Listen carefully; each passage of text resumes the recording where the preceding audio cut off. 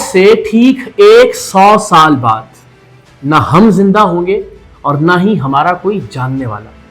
جس گھر، دفتر یا دکان میں ہم بیٹھے ہیں یہ بھی 100 سال بعد کسی اور کے ہوں گے.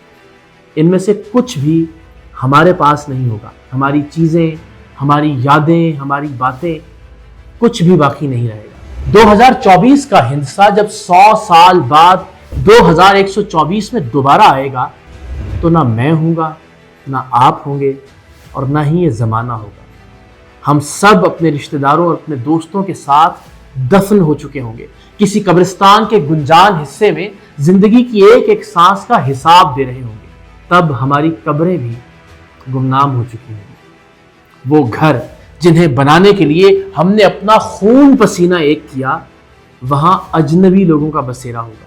ہم یہ جن چیزوں کے پیچھے جنہیں حاصل کرنے کے لیے پاگلوں کی طرح بھاگ دوڑ کر رہے ہیں، وہ سب کی سب چیزیں کسی اور کی ملکیت ہوگی. ہم ختم ہو چکے ہوں گے.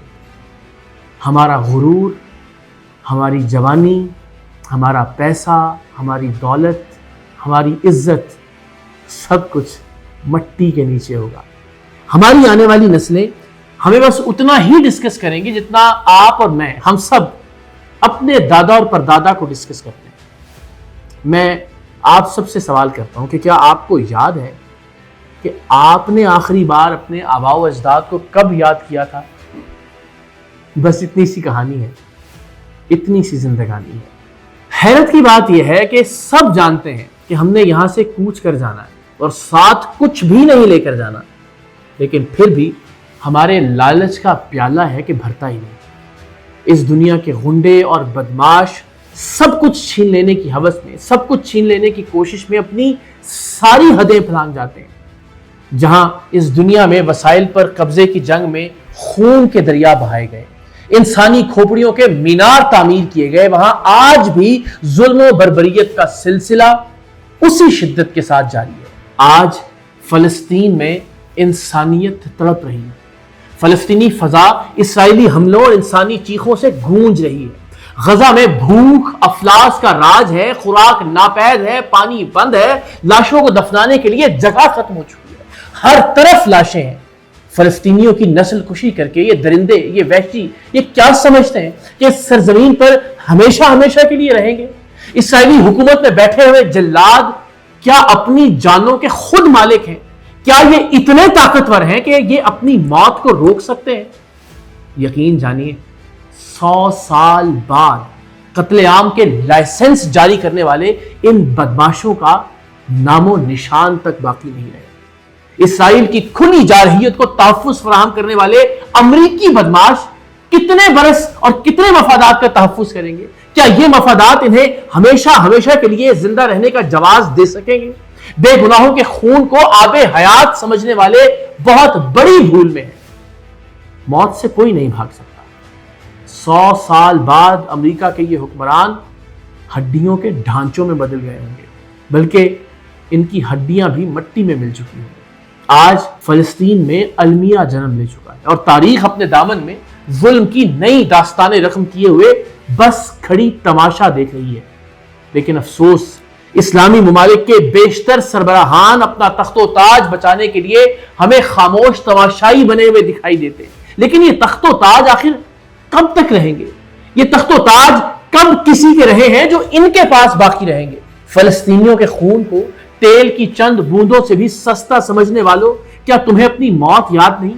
کیا اپنوں کی لاشوں پر ٹھہرے ہوئے یہ تخت و تاج تم قبر میں اپنے ساتھ لے کر جاؤ گے؟ بات عالمی سطح کی ہو یا پھر کسی ملک کے اندرونی معاملات کی، ہر طاقتور کمزور کے اوپر ظلم کرنے کو اپنا حق سمجھ رہا ہے. میرے پیارے ملک پاکستان کے غریب بھی ظلم کی اسی چکی میں پس رہے ہیں.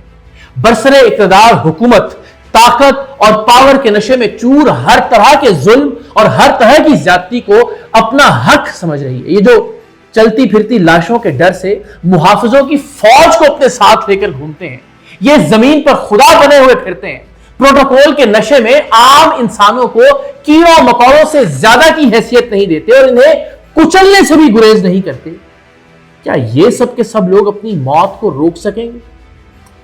100 سال بعد ان بادشاہتوں ان سرداریوں کے تاج کسی اور کے سر ہوں گے.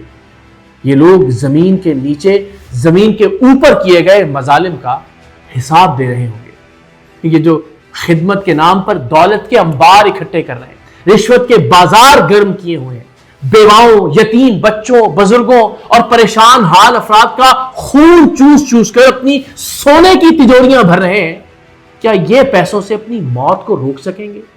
کیا 100 سال بعد حرام کی کمائی سے اکٹھا کیا گیا ان کا بینک بیلنس ان کے کسی کام آ سکے گا؟ مزدوروں کے تپتے جھلستے جسموں اور غریبوں کی آہوں کے ایندھن سے اپنے کمروں کو ٹھنڈا کرنے والے اور سونے کے بستروں پر سونے والے یہ کس خوش فہمی میں جی رہے ہیں؟ کیا ان سب کی یہ عیاشیاں ہمیشہ ہمیشہ کے لیے قائم رہیں گی؟ ٹیکسوں کی تلواروں سے متوسط طبقے کی آمدنی کے ٹکڑے ٹکڑے کر کر, مہنگائی کی توپیں چلا کر, بجلی کے جھٹکے لگا کر, پیٹرول بم گرا کر, غریب کے لیے زندگی اور موت کا فرق ختم کر کے, غریبوں کا جینا محال کرتے ہوئے, اپنا خزانہ بھر کے, حکومت بچانے والے آخر کب تک حکومت کر سکیں گے؟ تھوڑا وقت گزرے گا, یہ سب کے سب میلے ختم ہو جائیں گے. یہ خود غرض بے حس بے ضمیر لوگ قبر کے اندھیرے میں پچھتائیں گے. معاشی ایمرجنسی کے نام پر ایک طرف غریبوں سے قربانی مانگی جاتی ہے تو دوسری جانب حکومتی کارندوں کی فضول خرچیاں جو کی توں ویسے کی ویسے باقی ہیں, بلکہ حکومتی اخراجات مزید بڑھا دیے گئے تو اور صرف یہ بتانے کے لیے کہ ہم سچے ہیں اور ہمارے اقدامات کے خلاف پروپیگنڈا کیا جا رہا ہے. اس اشتہار بازی پر بھی پیسہ پانی کی طرح بہایا جاتا ہے, کروڑوں اربوں روپے خرچ کیے جاتے ہیں. اگر آپ 2 کھلاڑی کسی انٹرنیشنل مقابلے میں بھیجتے ہیں تو 10 حکومتی کارندوں کو ان کے ساتھ عیاشی کے لیے روانہ کیا جاتا ہے. لیکن آپ کے پول کھل چکے ہیں. خود کو تیز, ہوشیار اور عقل کل سمجھنے والوں, کب تک اس عوام کو بے وقوف بناؤ گے؟ غریبوں کا خون چوس چوس کر جن لوگوں پر تم مہربانیاں کر رہے ہو, کیا وہ تمہیں موت سے بچا سکیں گے؟ کیا قبر میں یہ لوگ تمہاری جگہ اتریں گے؟ کیا کبھی سوچا ہے کہ 100 سال بعد تم کہاں ہوگے؟ آج ہر طرف ظلم کا بازار گرم ہے. پورا سماج ظلم اور زیادتی کی آگ میں جل رہا ہے, جھلس رہا ہے.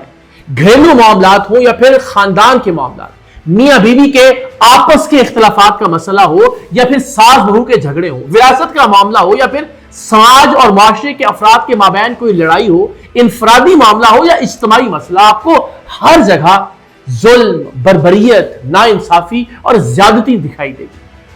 آج ہر ظالم یہ سمجھ رہا ہے کہ وہ جو چاہے کرے, جس پر چاہے ظلم کے پہاڑ توڑے, جس کی چاہے عزت نیلام کرے, جسے چاہے قتل کر دے, مار دے, جسے چاہے بے گھر کر دے, جیسا چاہے ویسا قانون نافذ کرے.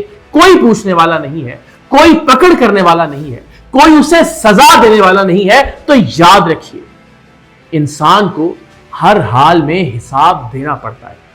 اپنی ہر تباہ کن سوچ, اپنے ہر زہر آلود بول اور اپنے ہر گھناؤنے اقدام کا حساب دینا پڑتا ہے, دنیا میں بھی اور اس دنیا سے جانے کے بعد بھی. میرے دوستو, اس مختصر سی زندگی میں ہم نفرتوں کی فصل بوئیں گے تو نفرتوں کی فصل کھاتے ہیں, محبتوں کے بیج بوئیں گے تو محبتوں کے پھل کھائیں گے. آپ صاحب اختیار ہیں تو لوگوں کے لیے آسانیاں پیدا کریں, ان کی زندگیاں عذاب مت بنائیں. لوگ آپ پر یقین رکھتے ہیں تو خدا کے واسطے ان کا یقین کبھی مت توڑیں. کسی کی آپ کے ساتھ کوئی جذباتی وابستگی ہے تو اس کے جذبوں کا احترام کیجیے. جنہیں یقین ہو کہ آپ انہیں مشکل سے نکال سکتے ہیں, مشکل میں ان کے ساتھ کھڑے ہو سکتے ہیں, ان کا یہ یقین کبھی مت توڑیے. ہو سکتا ہے کہ کچھ لوگوں کے لیے آپ عام ہو, لیکن بہت سارے رشتے, بہت سارے لوگ ایسے ہیں کہ جن کے لیے آپ خاص ہیں, بلکہ ان کے لیے آپ کل کائنات ہیں. اپنوں سے محبتوں کا اظہار کرتے رہا کریں, رشتوں میں تازگی بڑھاتے رہا کریں, کیونکہ ہم سب نے ایک دن بچھڑ جانا ہے, اس دنیا کو چھوڑ کر چلے جانا ہے. جان ایلیا نے کہا تھا کہ بے دلی کیا یوں ہی دن گزر جائیں گے, صرف زندہ رہے ہم تو مر جائیں گے. رقص ہے رنگ پر, رنگ ہم رقص ہیں, سب بچھڑ جائیں گے, سب بکھر جائیں گے. کتنی دلکش ہو تم, کتنا دلجو ہوں میں, کیا ستم ہے کہ ہم لوگ مر جائیں.